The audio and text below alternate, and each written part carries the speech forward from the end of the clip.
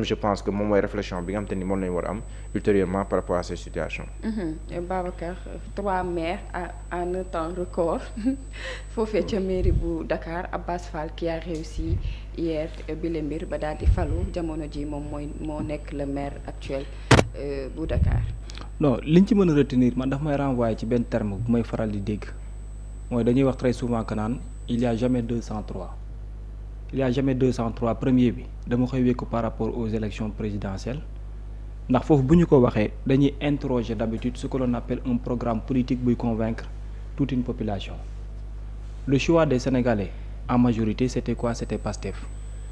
deuxième bi mooy lu jëm ci wàllu élection législative bi nga xam ne am nañ ko foofu tamit ba ndege ni c'est Pastef parce que boo dafa ñëw adoubé ce que l'on appelle benn confiance bu ñu jàpp ne am nañ ko ak ñoom mais ici au niveau de la mairie de Dakar ça nous renvoie à quoi à une stratégie politique parce que man foofu laa koy teg ci genn wet mooy pourquoi désormais à travers les 3 temps et les 3 élections yi nga xamante daanaka am na ñu war cee mën a jàng ci ñoom politique yi ñett yoo xamante ni daanaka benn bokkul ci sa am morom que ñu xam que ne y a un parti politique devant ñoom boo xamante ni daanaka mën na imposer wu ci fànn yu bokkul parce que bu fekkente ni Pastef dafa imposer wu ci ñoom en terme de programme politique gagner élection présidentielle ñëwaat également ci élection législative mu am na mu doxalee ak ñoom mais en terme de stratégie également aussi au niveau de la mairie de Dakar mu am na mu génnewaat loolu la ñuy woowee triomphe exactement wala parti boo xam ne toll na ci guddi ndëndëm ci digg ndëndëm parti bu toll ci digg ndëndëm soo ko bëggee opposer encore une fois lan la ñuy faral di njëkk mën a wax mooy essayer de xool exactement lan moo nekk ay forum ba noppi nga doog a tamit jéem a càmbar ci lan moo nekk ay faiblesse am bu fekkee da nga ko fas yéene jàmmaar lool mais le malheur dans tout ça mooy que ne quel qu'en soit résultat gi muy am ci différentes élections yu bokkul c'est comme si que ñu bare ba ndege ni dañuy continuer di minimiser les performances et le savoir-faire bi nga xam ne Pastef am na ko dans son ensemble et encore une fois triomphe bi ñuy nekk di am duddul lu ñuy xëy nii rek daanaka di ko sos muy taxaw mais li ñu tëgg la ba muy am résultat mais même ñi koy tëgg noonu sax déjà personnalité yooyu noonu daanaka moom la ñuy minimiser kun ci politique jàkkaarloo ak ñoom da ngay xaw am benn problème parce que nangu woo leen li nga xam ne daanaka moo nekk seen mën-mën balaa dara di xew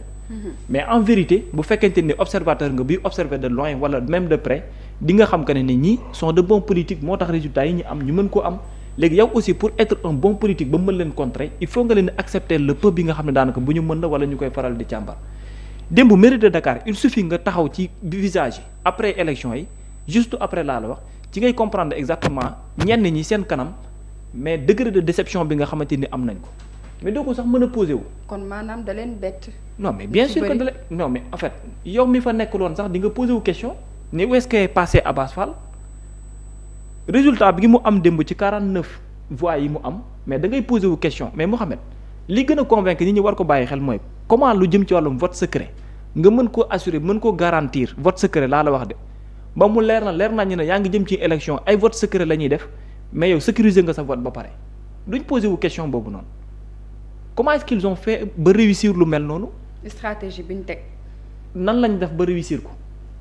te ba léegi am na ñoo xam ne dañ leen avec zéro contestation. non amul. mais yaa ngi wax ni que travail bi def nañu ko. moom la léegi nag moo tax ma wax la ne léegi nit ñi d'un travail. mais lu tax ma wax la loolu mooy parce que dafa am ñoo xam ne ba léegi ni heure bu ñu waxee ay politiciens lañ mais dañoo jàpp ne ñii ce ne sont pas de bons politiques mais ce ne sont pas de bons politiques yoo xam ne foo tëgg ak nit ki mu yóbbu la njaax. chaque jour mu def en fait résultat moo tax ma lay wax en fait fu muy renvoyer aujourd'hui moo tax tamit nag dafay nekk benn côté benn yen ak benn sas bu mag a mag a mag a mag a mag pour Pastef dans son ensemble parce que pourquoi mu wax loolu mooy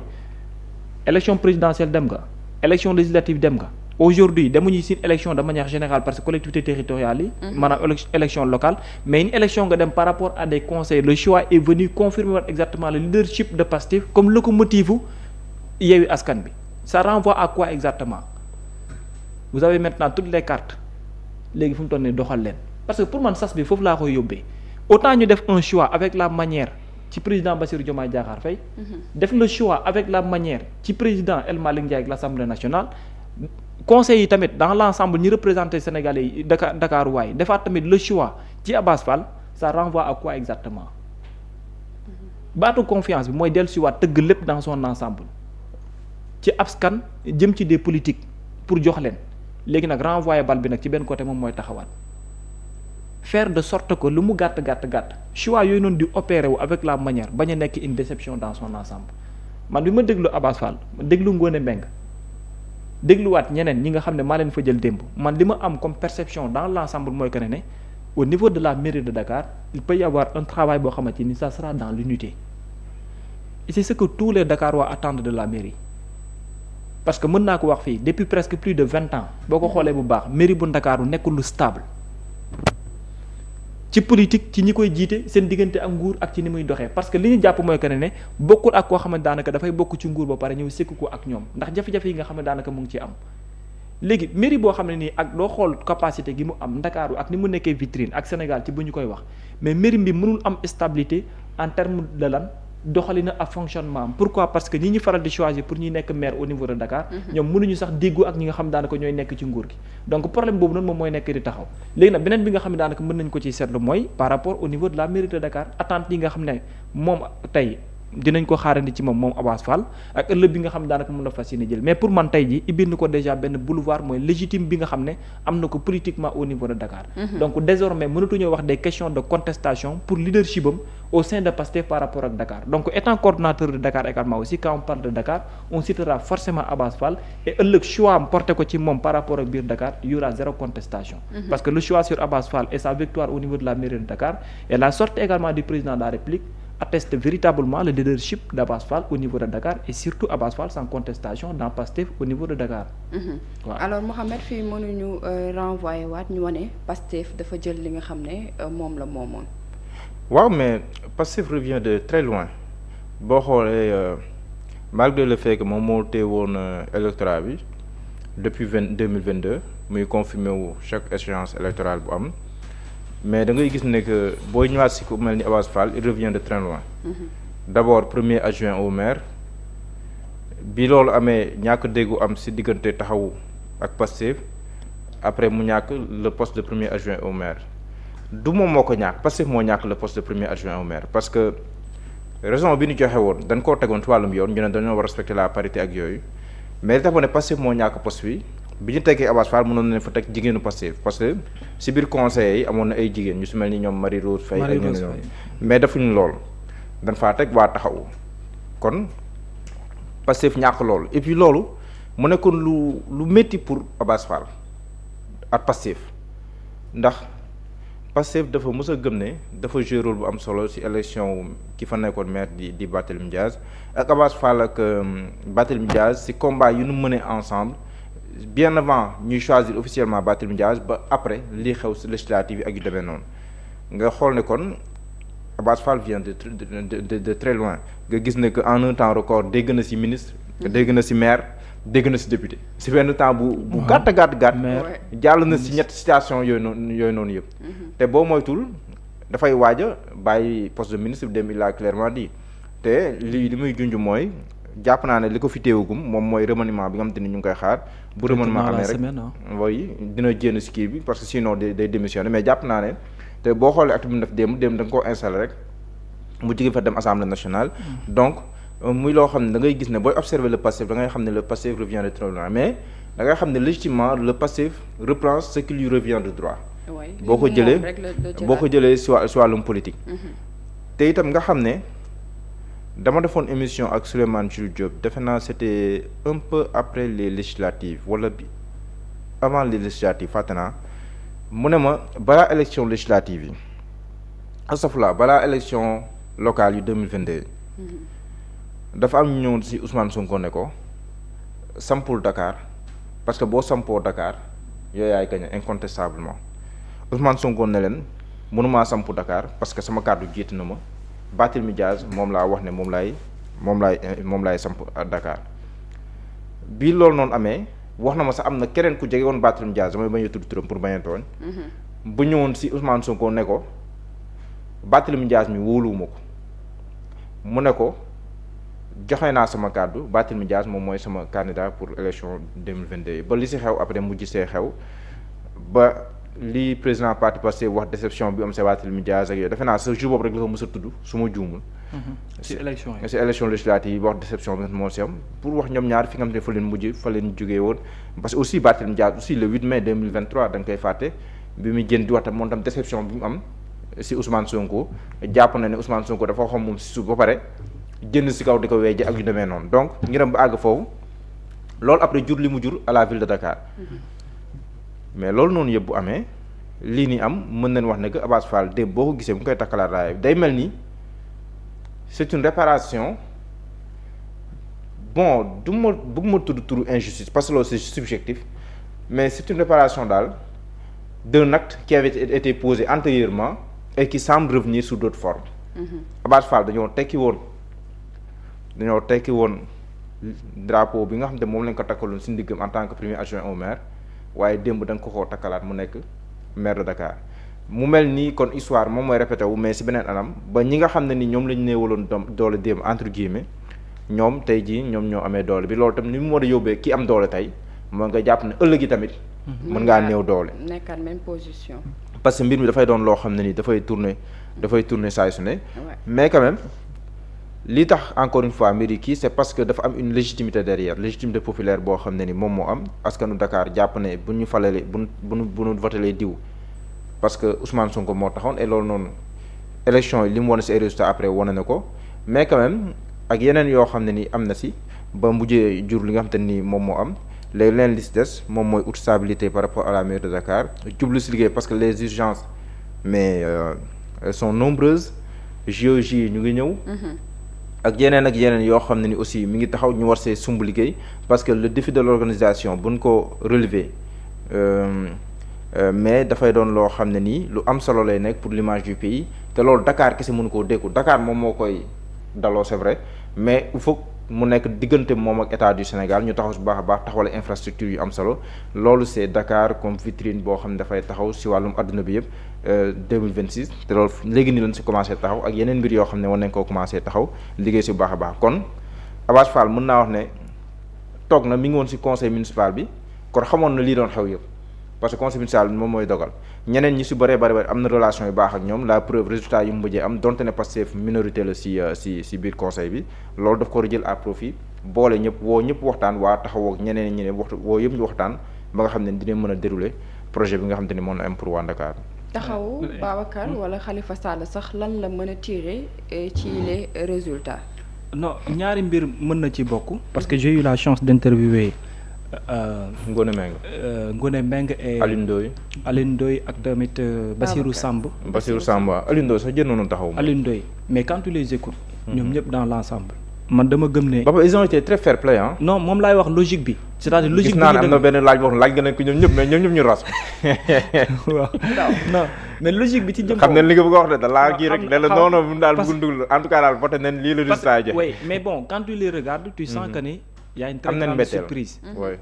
boo amee lecture ci kanamu nit di nga xam ne y a une très grande surprise. boo xam ne daanaka bu ñu am la. non c'est vrai. oui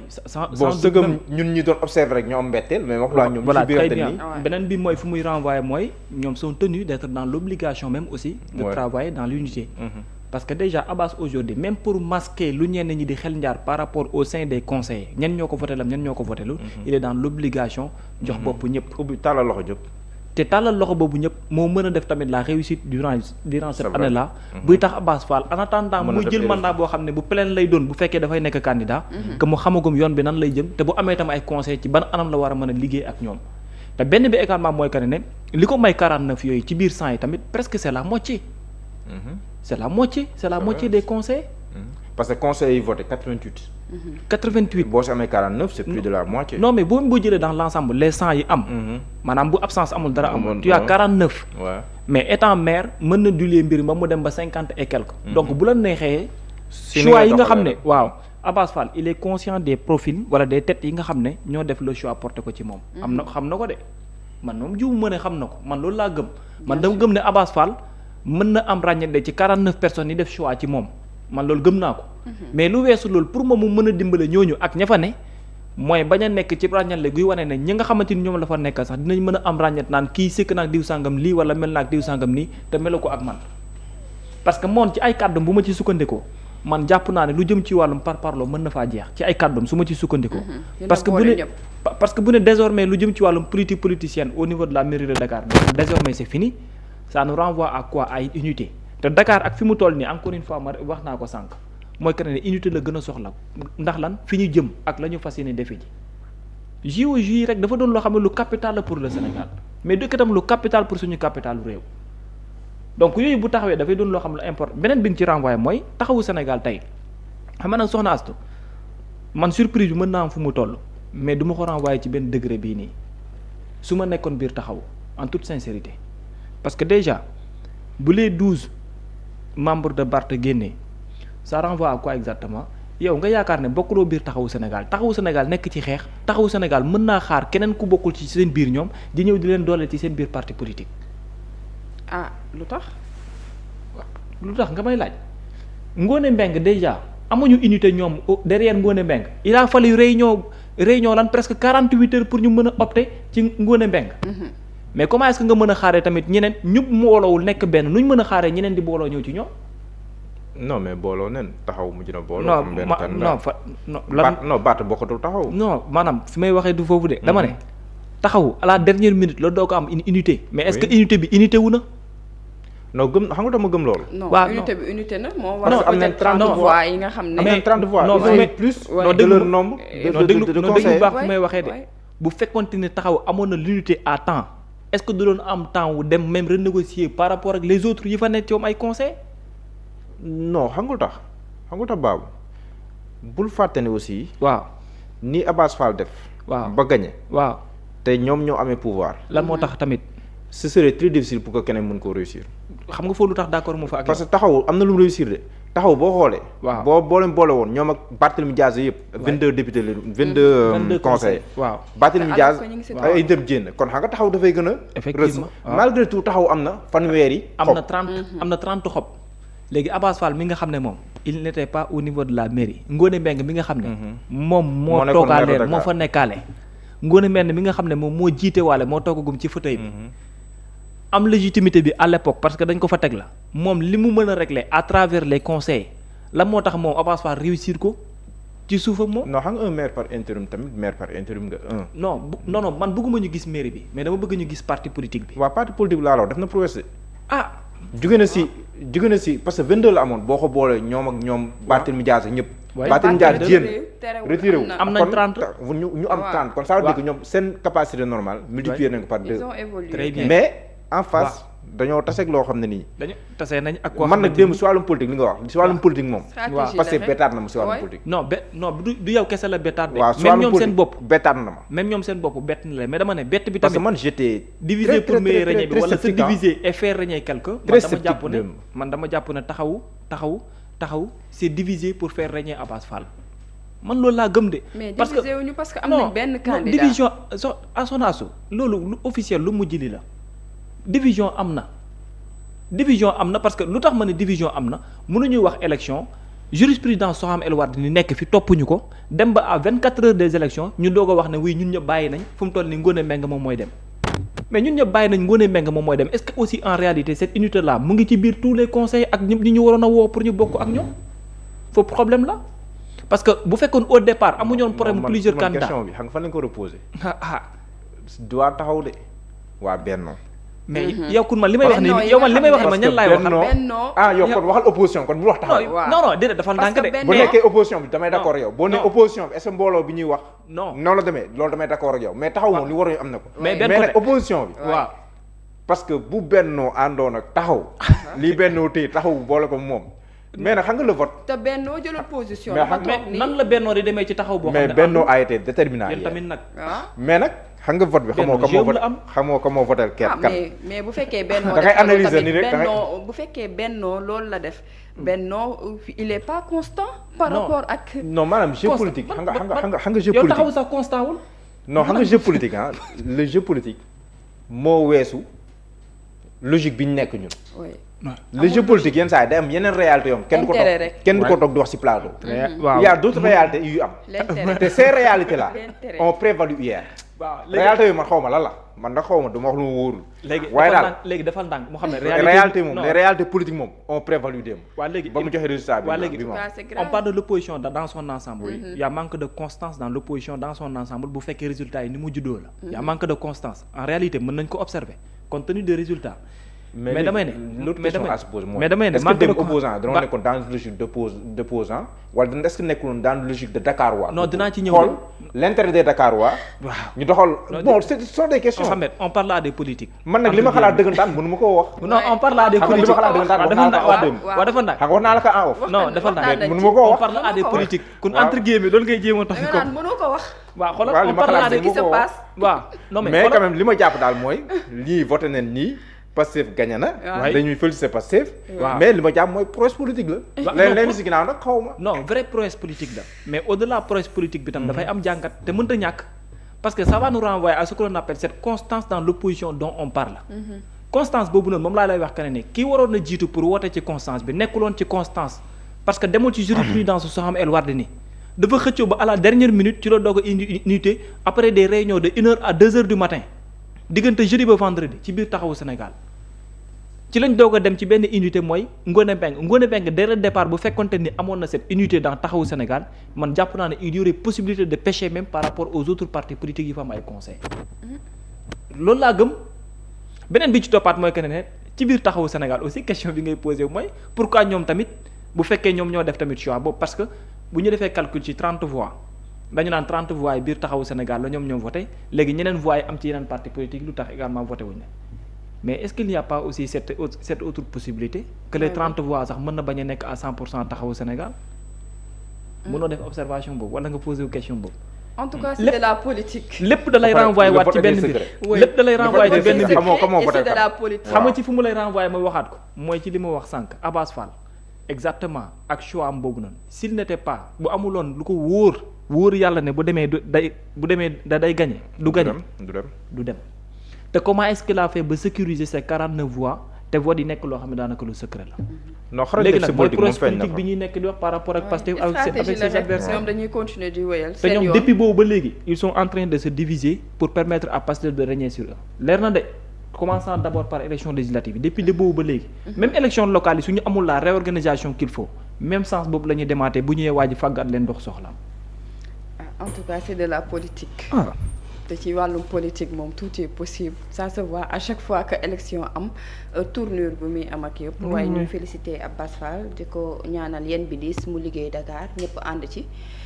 booloo ak moom parce que